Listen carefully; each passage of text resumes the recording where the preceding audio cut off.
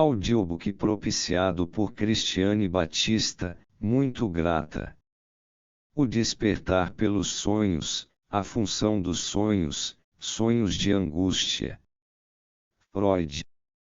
Agora que sabemos que, durante toda a noite, o pré-consciente concentra-se no desejo de dormir, estamos em condições de levar nossa compreensão do processo onírico um passo adiante.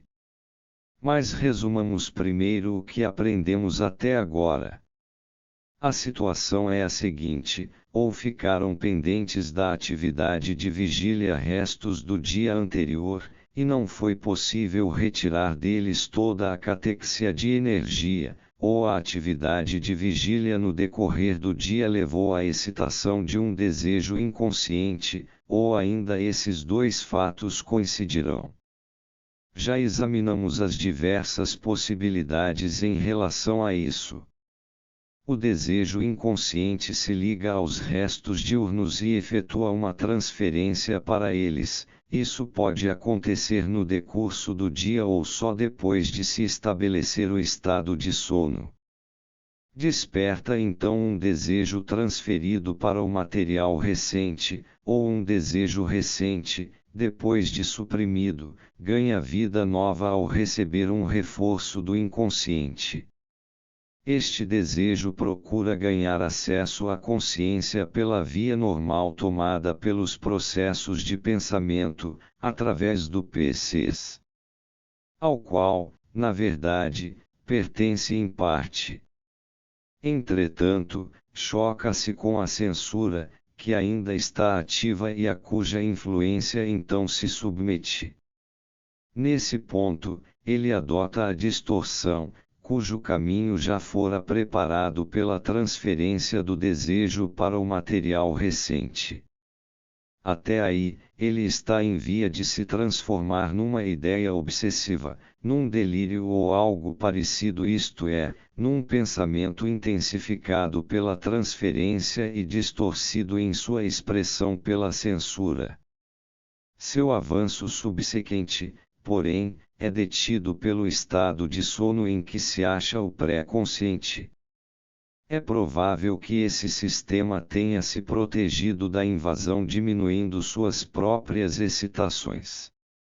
O processo onírico, consequentemente, entra num caminho regressivo, que lhe é aberto precisamente pela natureza peculiar do estado de sono, e é levado por esse caminho pela atração sobre ele exercida por grupos de lembranças. Algumas destas existem apenas sob a forma de catexias visuais, e não como traduções para a terminologia dos sistemas posteriores. Ao longo de seu trajeto regressivo, o processo onírico adquire o atributo da representabilidade. Abordarei mais adiante a questão da compressão. Completou agora a segunda parte de sua trajetória em zigue-zague. A primeira parte foi progressiva, indo das cenas ou fantasias inconscientes para o pré-consciente, a segunda retrocedeu da fronteira da censura até as percepções. Mas, ao tornar-se perceptivo, o conteúdo do processo onírico encontrou, por assim dizer, um meio de esquivar-se do obstáculo erguido em seu caminho pela censura e pelo estado de sono do PCs. Consegue chamar a atenção para si próprio e ser notado pela consciência. Ocorre que a consciência, que encaramos como um órgão sensorial para a apreensão de qualidades psíquicas, é capaz, na vigília, de receber excitações de duas fontes.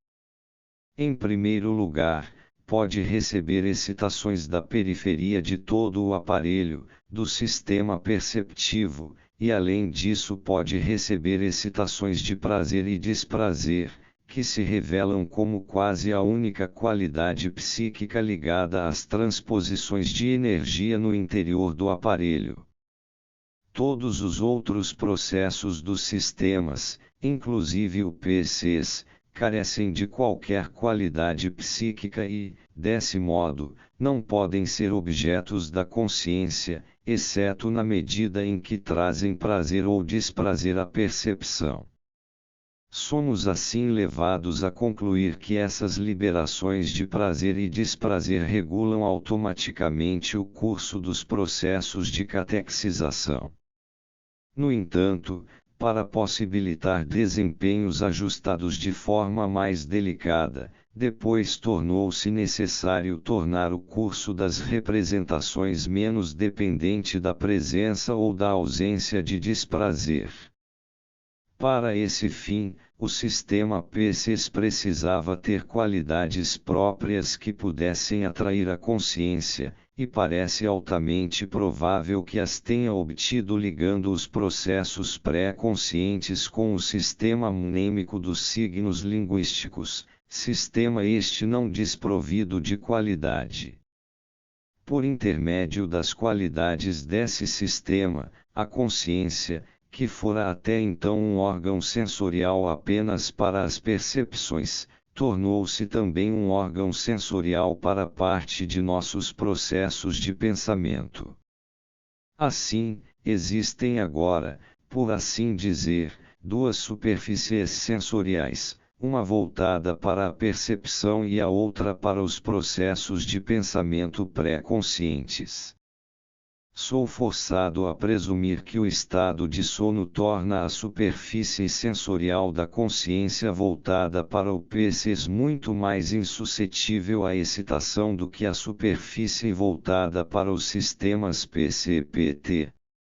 Além disso, esse abandono do interesse pelos processos de pensamento durante a noite tem uma finalidade: o pensamento tem de deter-se, porque o PCs exige o sono. Uma vez, contudo, que um sonho se tenha tornado uma percepção, ele tem condições de excitar a consciência, por meio das qualidades que agora adquiriu.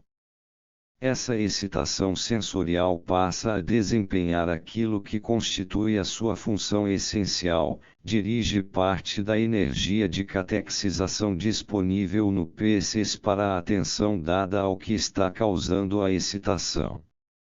Deve-se admitir, portanto, que todo sonho tem um efeito despertador, que põe em atividade parte da força quiescente do PCs. O sonho é então submetido por essa força à influência que descrevemos como elaboração secundária, com vistas à concatenação e à inteligibilidade.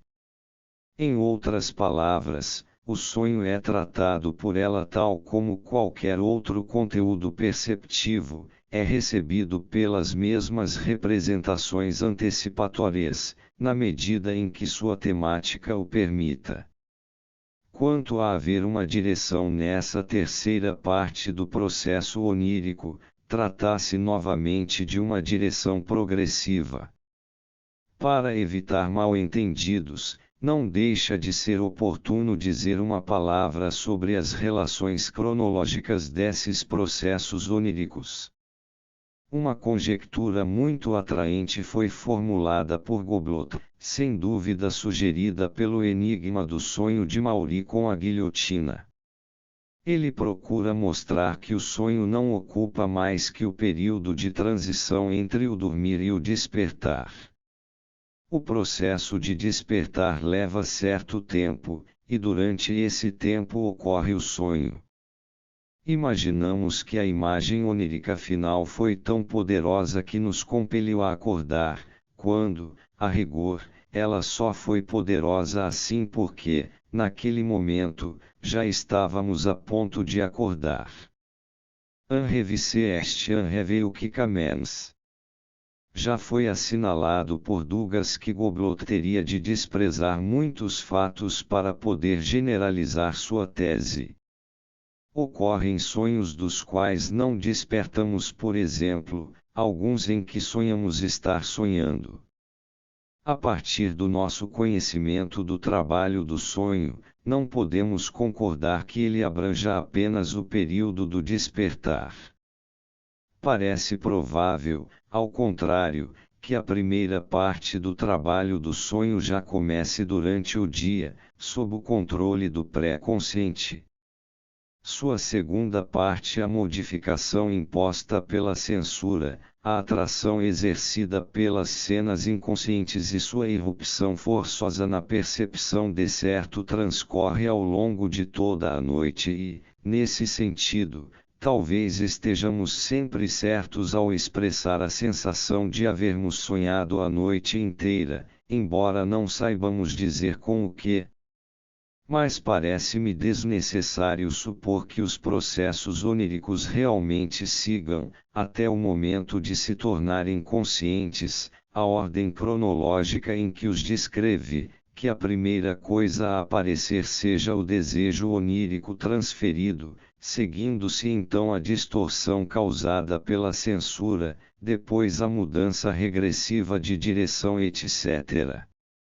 Fui obrigado a adotar essa ordem em minha descrição, mas o que acontece na realidade é, sem dúvida, uma exploração simultânea deste e daquele caminho, uma oscilação da excitação ora para cá, ora para lá, até que, por fim, ela se acumula na direção mais oportuna e um determinado agrupamento se torna permanente. Algumas de minhas experiências pessoais levam-me a suspeitar que o trabalho do sonho frequentemente requer mais do que um dia e uma noite para atingir seu resultado. Se assim for, já não teremos por que ficar espantados com a extraordinária engenhosidade exibida na formação do sonho.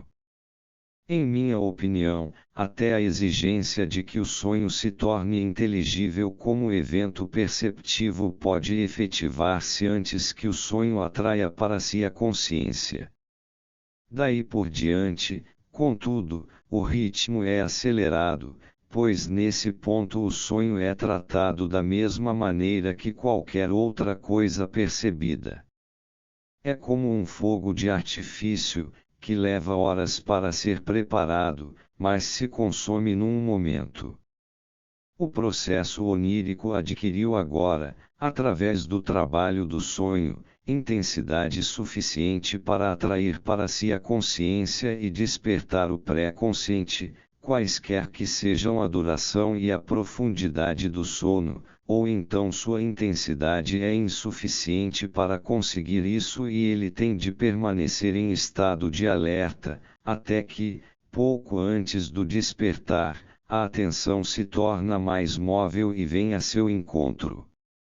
A maioria dos sonhos parece operar com intensidades psíquicas comparativamente baixas, pois quase todos esperam até o momento de despertar. Mas isso também explica o fato de que, quando somos repentinamente despertados de um sono profundo, geralmente percebemos alguma coisa que sonhamos. Em tais casos, tal como quando acordamos espontaneamente, a primeira coisa que vemos é o conteúdo perceptivo construído pelo trabalho do sonho e, logo a seguir, o conteúdo perceptivo que nos é oferecido de fora. Mas o maior interesse teórico prende-se aos sonhos que têm o poder de nos despertar em meio ao sono. Tendo em mente a conveniência que em tudo o mais é a regra geral, podemos perguntar por que um sonho, isto é, um desejo inconsciente, recebe o poder de interferir no sono, isto é, na realização do desejo pré-consciente. A explicação reside, sem dúvida, em relações de energia de que não temos conhecimento. Se dispuséssemos desse conhecimento, provavelmente descobriríamos que deixar o sonho seguir seu curso e despender nele certa quantidade de atenção mais ou menos desinteressada é uma economia de energia, comparada a manter o inconsciente tão rigidamente controlado à noite quanto de dia. A experiência nos mostra que sonhar é compatível com dormir, mesmo que o sonho interrompa o sono diversas vezes durante a noite. Acorda-se por um instante e logo se volta a adormecer. É como espantar uma mosca durante o sono, um caso de despertar ad hoc. Quando se adormece novamente, elimina-se a interrupção.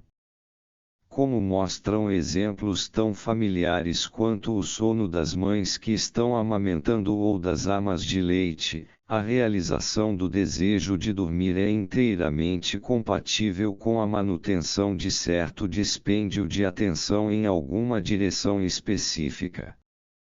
Surge neste ponto uma objeção baseada num melhor conhecimento dos processos inconscientes. Eu próprio afirmei que os desejos inconscientes estão sempre ativos.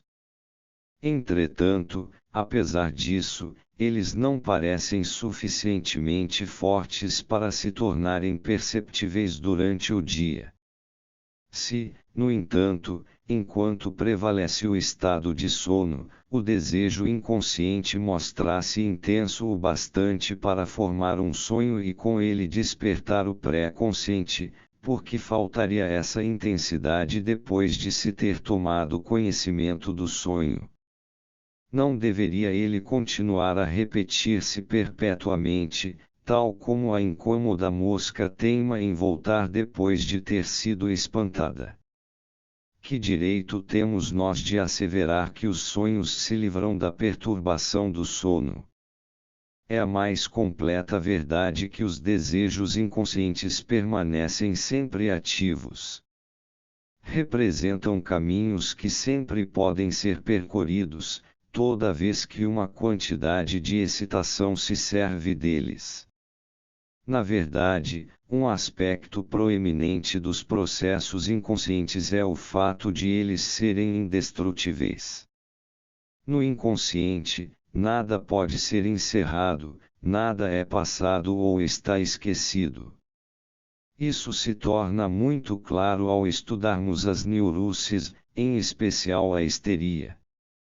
A via inconsciente de pensamentos que conduz à descarga no ataque histérico volta imediatamente a tornar-se transitável quando se acumula excitação suficiente. Uma humilhação experimentada 30 anos antes atua exatamente como uma nova humilhação ao longo desses 30 anos, assim que obtém acesso às fontes inconscientes de afeto. Tão logo se roça em sua lembrança, ela volta à vida e se mostra mais uma vez catexizada com uma excitação que encontra descarga motora num ataque. É precisamente nesse ponto que a psicoterapia tem de intervir. Sua tarefa consiste em possibilitar aos processos inconscientes serem finalmente trabalhados e esquecidos. É que o esmaecimento das lembranças e o debilitamento afetivo de impressões que já não são recentes, que nos inclinamos a encarar como óbvios e a explicar como um efeito primário do tempo sobre os traços mnêmicos da mente, são na realidade modificações secundárias, promovidas somente através de um trabalho árduo. É o pré-consciente que realiza esse trabalho, e a psicoterapia não pode seguir outro caminho senão o de colocar o ICS sob o domínio do PCs. Há, portanto, dois resultados possíveis para cada processo excitatório inconsciente. Ou ele é abandonado à sua própria conta, caso em que acaba irrompendo em algum ponto e, nessa única ocasião, encontra descarga para sua excitação na motilidade, ou cai sob a influência do pré-consciente e sua excitação, em vez de ser descarregada, fica ligada pelo pré-consciente. Essa segunda alternativa é a que ocorre no processo do sonho. A catexia do PCs, que vai ao encontro do sonho depois que ele se torna perceptivo, tendo sido guiada para ele pela excitação da consciência, liga a excitação inconsciente do sonho e a impede de agir como perturbação. Se é verdade que o sonhador desperta por um instante, mesmo assim ele de fato espantou a mosca que ameaçava perturbar seu sono. começa a ficar claro para nós que realmente é mais conveniente e econômico deixar que o desejo inconsciente siga seu curso, manter-lhe aberto o caminho da regressão, para que ele possa formar um sonho, depois ligar o sonho e desembaraçar-se dele com um pequeno dispêndio de trabalho do pré-consciente, do que continuar a manter o inconsciente na rédea curta durante todo o período de sono. De fato, era de esperar que o sonho, embora possa ter sido originalmente um processo sem finalidade útil, obtivesse alguma função para si na interação das forças anímicas. E agora podemos ver qual é essa função. O sonhar tomou a si a tarefa de recolocar sob o controle do pré-consciente a excitação do ICS, que ficou livre. Ao fazê-lo, ele descarrega a excitação do ICS, serve-lhe de válvula de escape e, ao mesmo tempo, preserva o sono do pré-consciente, em troca de um pequeno dispêndio de atividade de vigília. Assim, como todas as outras formações psíquicas da série da qual é membro, ele constitui uma formação de compromisso, serve a ambos os sistemas, uma vez que realiza os dois desejos enquanto forem compatíveis entre si. Se retornarmos à teoria da excreção dos sonhos formulada por Robert, que expliquei na P91 e seguintes, veremos imediatamente que, em essência, devemos aceitar sua descrição da função dos sonhos, embora divergindo dele nas premissas e em sua visão do processo onírico em si. A ressalva enquanto os dois desejos forem compatíveis entre si implica uma alusão aos casos possíveis em que a função de sonhar termina em fracasso. O processo onírico tem permissão para começar como a realização de um desejo inconsciente, mas, quando essa tentativa de realização de desejo fere o pré-consciente com tanta violência que ele não consegue continuar dormindo, o sonho rompe o compromisso e deixa de cumprir a segunda parte de sua tarefa. Nesse caso, ele é imediatamente interrompido e substituído por um estado de completa vigília. Mas também aqui não é realmente culpa do sonho que ele apareça agora no papel de perturbador do sono, e não em seu papel normal de guardião do sono, e isso não precisa nos predispor contra o fato de ele ter uma finalidade útil. Não é este o único exemplo de um dispositivo normalmente útil no organismo tornar-se inútil e perturbador tão logo as condições que lhe dão origem são ligeiramente modificadas, e a perturbação serve ao menos ao novo propósito de chamar atenção para a modificação e de acionar o mecanismo regulador do organismo contra ela. O que tenho em mente, é claro, são os sonhos de angústia, e para que não se pense que estou fugindo dessa prova contrária à teoria da realização de desejo sempre que deparo com ela, darei ao menos alguns indícios de sua explicação. Já não há nada de contraditório para nós na ideia de que um processo psíquico gerador de angústia possa, ainda assim, constituir a realização de um desejo. Sabemos que isso pode ser explicado pelo fato de o desejo pertencer a um sistema, ICS, ao passo que foi repudiado e suprimido pelo outro sistema, o PCS. Mesmo quando a saúde psíquica é perfeita, a subjugação do ICS pelo PCS não é completa, a medida da supressão indica o grau de nossa normalidade psíquica.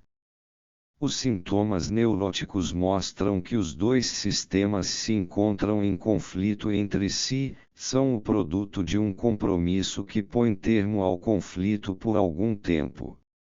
De um lado, dão ao ICS um escoadouro para a descarga de sua excitação e lhe fornecem uma espécie de porta de escape, enquanto, de outro, possibilitam ao PCS controlar o ICS.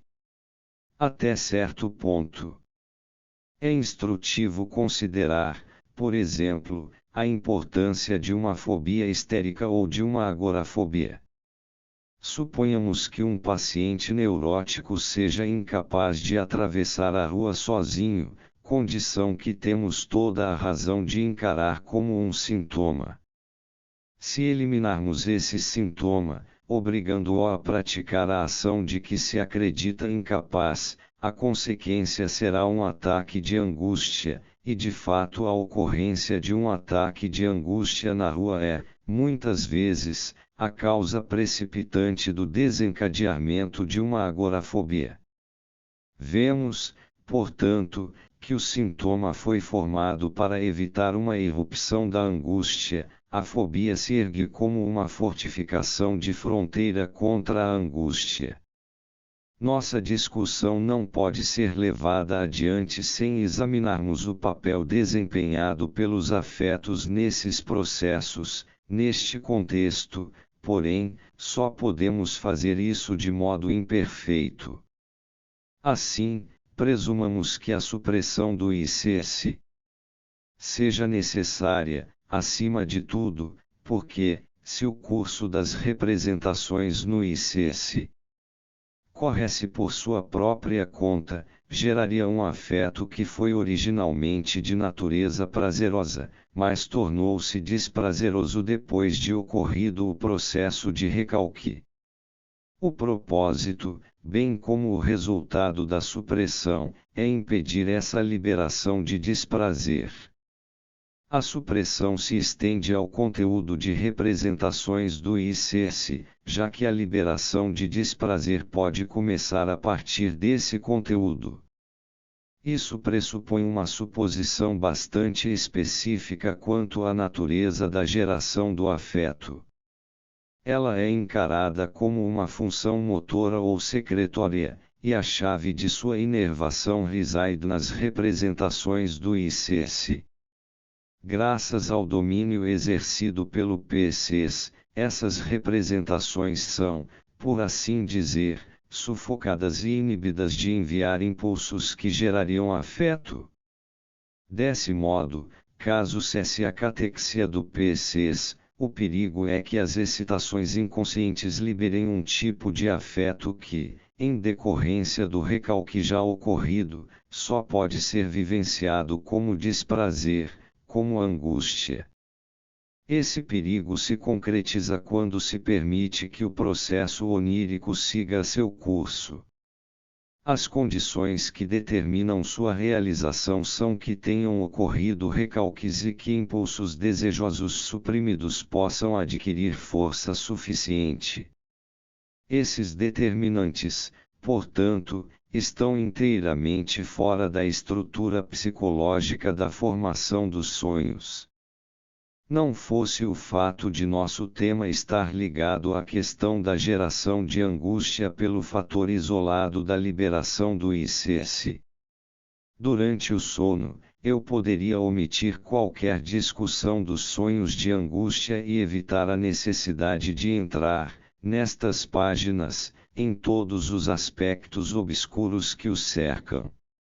A teoria dos sonhos de angústia, como já declarei repetidas vezes, faz parte da psicologia das neuroses.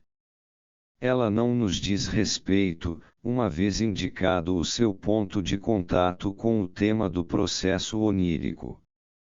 Há apenas mais uma coisa que posso fazer.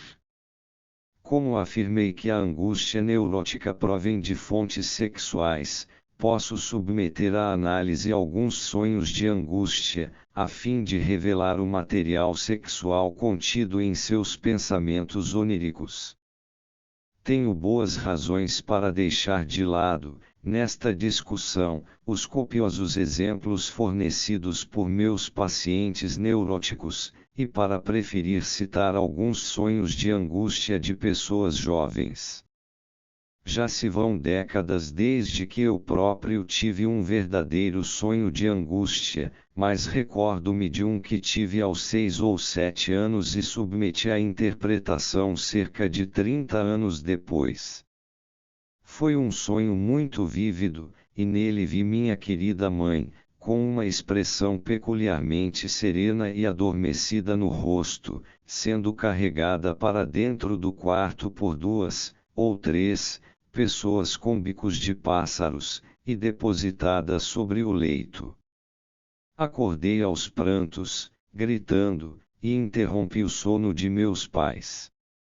As figuras estranhamente vestidas e insolitamente altas, com bicos de pássaro, vinham das ilustrações da Bíblia de Philipson.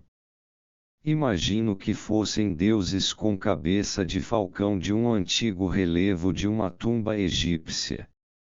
Além disso, a análise trouxe-me à lembrança um menino mal educado, filho de uma concierge, que costumava brincar conosco no gramado em frente da casa quando éramos crianças e que, creio eu, se chamava Philip. Parece-me que foi desse menino que ouvi pela primeira vez o termo vulgar que designa a relação sexual, que as pessoas cultas preferem substituir por uma palavra latina, copular, e que estava indicado de maneira bastante clara pela escolha das cabeças de falcão. Devo ter adivinhado o significado sexual da palavra pelo rosto de meu jovem instrutor, que estava bem familiarizado com os fatos da vida. A expressão do rosto de minha mãe no sonho foi copiada da visão que eu tive de meu avô poucos dias antes de sua morte, quando ressonava em estado de coma. A interpretação feita no sonho pela elaboração secundária, portanto, deve ter sido que minha mãe estava morrendo, o relevo da tumba combinava com isso.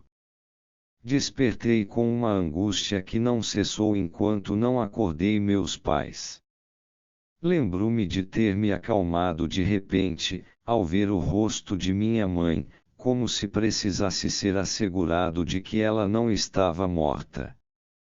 Mas essa interpretação secundária do sonho já tinha se produzido sob a influência da angústia desenvolvida. Não é que eu estivesse angustiado por ter sonhado que minha mãe estava morrendo, mas interpretei o sonho nesse sentido em minha revisão pré-consciente porque já estava sob a influência da angústia. Levando em conta o recalque, pode-se atribuir a origem da angústia a um anseio obscuro e evidentemente sexual que encontrou expressão apropriada no conteúdo visual do sonho. Um homem de 27 anos, que ficara gravemente enfermo por um ano, relatou que entre seus 11 e 13 anos sonhara repetidamente, com uma grande angústia, que um homem com uma machadinha o perseguia. Ele tentava correr, mas parecia estar paralisado e não conseguia sair do lugar. Este é um bom exemplo de um tipo muito comum de sonho de angústia, que nunca se suspeitaria ter um cunho sexual. Na análise, o sonhador esbarrou primeiro numa história, de uma época posterior à do sonho, que lhe fora contada pelo tio, de como certa noite ele fora atacado na rua por um indivíduo de aparência suspeita. O próprio sonhador concluiu dessa associação que podia ter ouvido falar de algum episódio semelhante na época do sonho.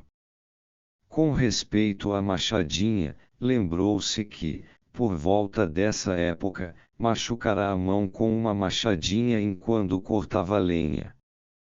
Passou então imediatamente às suas relações com o irmão mais novo. Costumava maltratar e derrubar esse irmão, e se lembrava particularmente de uma ocasião em que lhe dera um pontapé na cabeça com a bota, arrancando sangue, e de como sua mãe dissera: "Tenho medo de que um dia ele o mate." Enquanto ainda parecia ocupado com o tema da violência, ocorreu-lhe subitamente uma recordação de seus 9 anos.